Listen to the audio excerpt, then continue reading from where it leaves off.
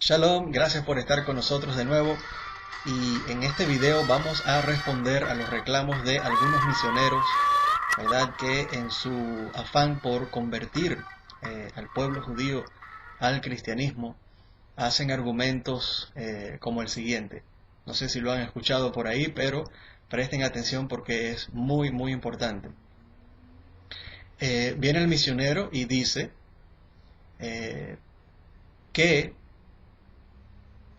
el pueblo judío ya no tiene más eh, esperanza de que venga el Mesías que nosotros anhelamos, el Mesías que nosotros añoramos, el Mesías que nosotros le pedimos en oración todos los días a nuestro Padre Celestial, ¿verdad?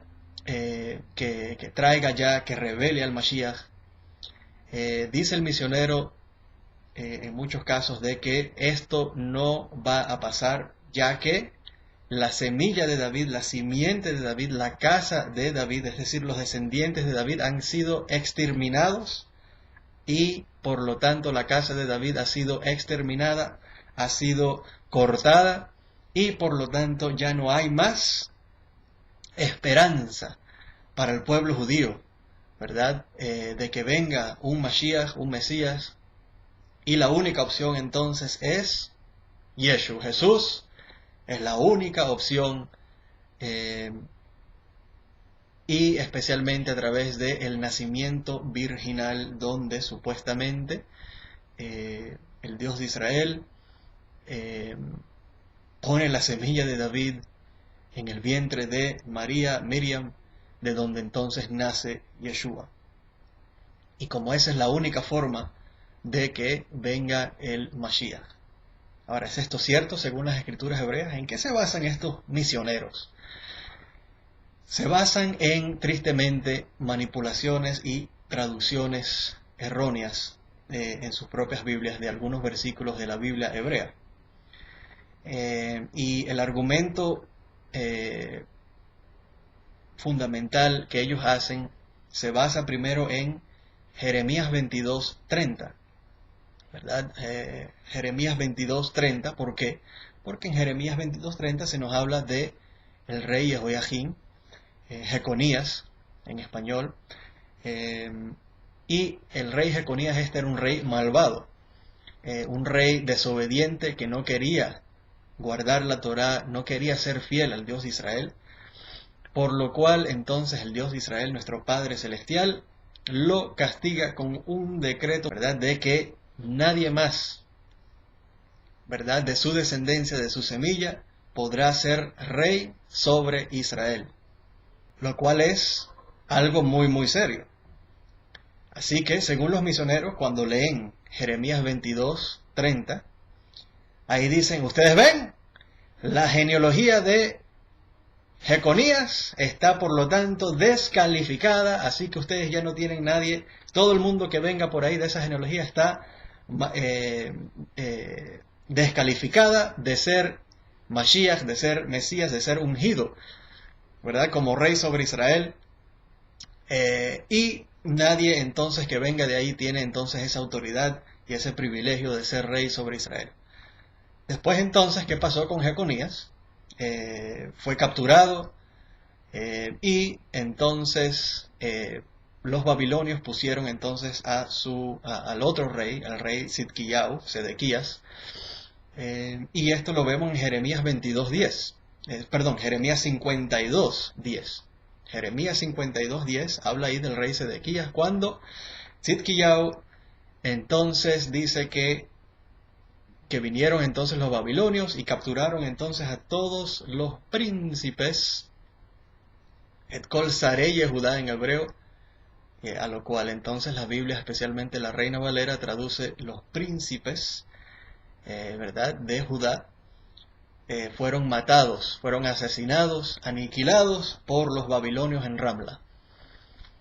De aquí entonces asumen los misioneros de que ya vimos como en el 22:30, todo el que venga de Jeconías, toda la descendencia de Jeconías, los hombres de Jeconías, los hijos varones de Jeconías, fueron maldecidos por el Dios de Israel, es decir, fueron castigados severamente, descalificados por decreto divino de tener la posibilidad de reinar de nuevo sobre Israel. Por lo tanto, toda esa descendencia queda descartada, descalificada.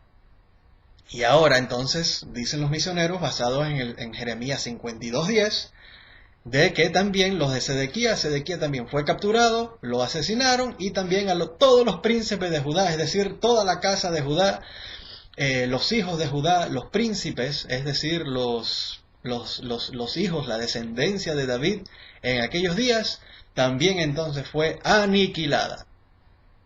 Por lo tanto, no existe más simiente de David, no existe más, no hay más candidatos, ¿verdad?, al reino mesiánico, al reino de la casa de David, al reino sobre Israel, ya que todos entonces o fueron maldecidos, ¿verdad?, por decreto divino por la línea de Jeconías, y el próximo rey que vino entonces, Sedequías, también lo exterminaron a él y a todos los príncipes de Judá, a todos los descendientes de la casa de David en aquellos tiempos. Por lo tanto, entonces dice el misionero, por lo tanto, entonces la única opción es Jesús, Yeshua. Porque él, Dios, entonces al ver de que no hay más descendientes de la casa de David aptos para reinar, entonces Dios tuvo que hacer un milagro y él entonces meterse en el vientre de Miriam, o meter la semilla de David en el vientre de Miriam para que entonces ella cargara al niño que hubiera nacer, y este niño entonces fue Jesús, el cual es Dios hombre, hombre en Dios, o Dios en forma de hombre, etcétera, etcétera, y el único que puede ser Mesías sobre Israel. Ahora vamos a estudiar esto más a profundo y vamos a mostrar en poco tiempo cómo esto no tiene sentido y es completamente contradictorio al testimonio de la Biblia hebrea, ¿verdad?, y las promesas y el pacto eterno hecho con David y su casa para siempre. En primer lugar, se equivocan los misioneros aquí, ya que leen un versículo completamente fuera de contexto. Y segundo, que está mal traducido, ya que en Jeremías 52:10, cuando habla ahí de Et Kol Sarei Yehudá, todos los príncipes de la casa de Judá, Sarei Yehudá no simplemente quiere significar príncipes, como, o sea, refiriéndose a los descendientes de la casa de David. Un zar, ¿verdad?, puede significar un comandante en un ejército, un oficial, un jefe, ¿verdad? No necesariamente se refiere específicamente a un príncipe de la casa de Judá. Así que ese es el primer error, asumir algo debido a las traducciones hechas erróneamente por algunas de estas traducciones modernas. Segundo, el contexto, ya que vemos varias veces donde este mismo capítulo, estos episodios son descritos en otros pasajes, ¿verdad?, de la Biblia hebrea, como por ejemplo, si buscamos ahí en Jeremías 39, versículo 6, Jeremías 39, versículo 6, describe igualito lo que pasó con el 52:10, ¿verdad?, sobre cuando capturan a Sedequías, pero entonces noten cómo en el hebreo cambia la palabra, ¿verdad? En el hebreo, en el 52:10 dice Et Kol Sarei Yehudá, mientras que en el 39:6, Jeremías 39:6 dice Et Kol Jorei Yehudá. Et Kol Jorei Yehudá y Et Kol Sarei Yehudá.